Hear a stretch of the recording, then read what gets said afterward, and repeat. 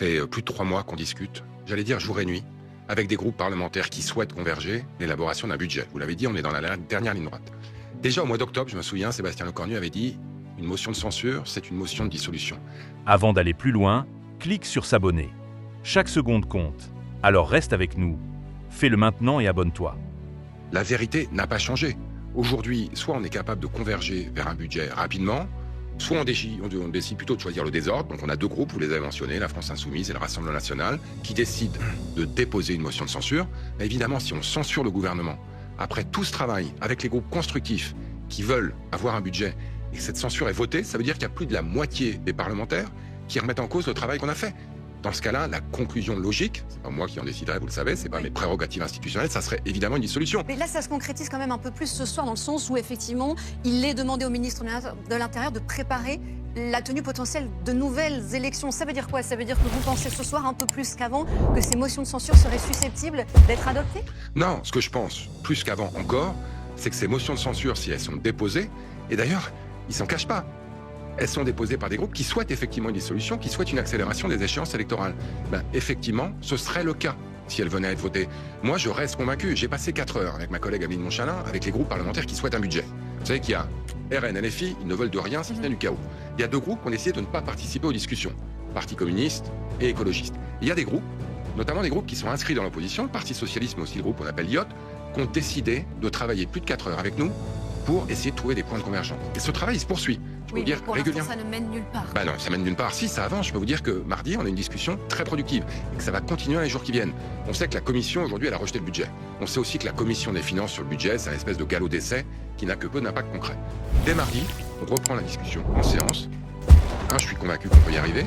2, je suis surtout convaincu qu'il faut y arriver. Vous savez pourquoi? D'abord... Vous avez 3 solutions, monsieur le ministre. Oui, mais avant de parler du quoi, du comment, je voudrais d'abord vraiment repréciser de quoi il s'agit. Vous pensez vraiment que vous pouvez y arriver? On a des agriculteurs, vous les montrez là, qui sont en crise. On a une ministre de l'Agriculture qui vient d'annoncer 300 millions d'euros de mesures supplémentaires. Pas de budget, pas de 300 millions. Moi, je suis ministre de l'Économie. J'ai des entrepreneurs qui me disent tous les jours, des grands, des petits, des moyens, quand est-ce que vous passez à autre chose à votre budget, qu'on sache qu'est-ce qu'on va payer comme impôt, de manière à pouvoir mettre en place nos plans d'investissement. Donc aujourd'hui, c'est très concret. C'est soit on a un budget et on peut littéralement passer à autre chose, dans un monde extrêmement risqué, pour lequel les entreprises doivent reprendre la croissance, qui d'ailleurs s'est poursuivie jusqu'à la fin de l'année, soit on choisit le désordre. Donc le désordre, c'est effectivement pas de budget. Donc ce que vous dites, vous, ce soir, comme Amélie de Montchalin à sa manière, et comme finalement le Premier ministre à sa manière, c'est ça suffit maintenant. Vous en appelez à la responsabilité des uns et des autres pour que ce budget soit adopté. C'est un moyen de mettre la pression? Non, la pression, c'est pas nous qui la mettons, c'est pas nous qui déposons des motions de censure.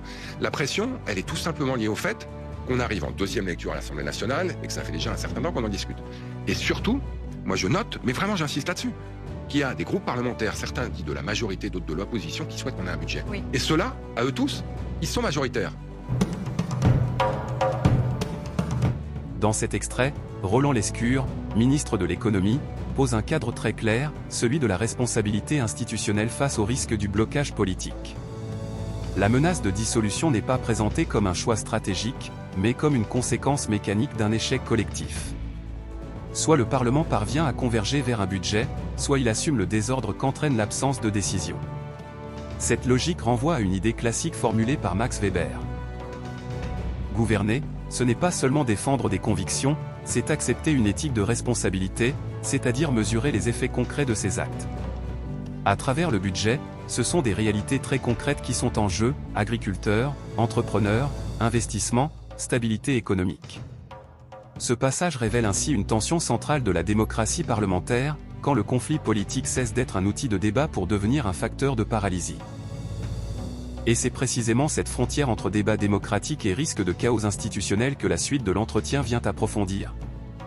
Donc il faut qu'on converge sur le fond, et avant de parler du comment on va le faire, il faut d'abord qu'on soit d'accord sur le fond. Ce n'est pas comme si c'était la première fois que vous discutez de ce budget. Vous n'avez pas réussi à converger jusqu'à présent. Donc en gros, il y a 3 possibilités. Soit il y a un vote, soit il y a le 49.3, soit il y a les ordonnances. Vous pensez encore qu'il est possible qu'un budget, quelles que soient ces 3 options, on va en parler, mais vous pensez encore qu'il est possible d'avoir un budget d'ici la fin du mois? C'était votre vœu. Convaincu. Vous en êtes convaincu? J'en suis convaincu après avoir échangé avec les groupes parlementaires que je qualifierais de constructifs, avec qui on a passé près de 5 heures mardi soir, après des échanges qu'on a tous les jours avec les uns les autres, avec la perspective, je pense, d'échéance électorale. Il y a des gens qui veulent passer à autre chose, effectivement, parce qu'ils souhaitent soutenir des candidats aux élections municipales, avec le calendrier économique, avec le calendrier international.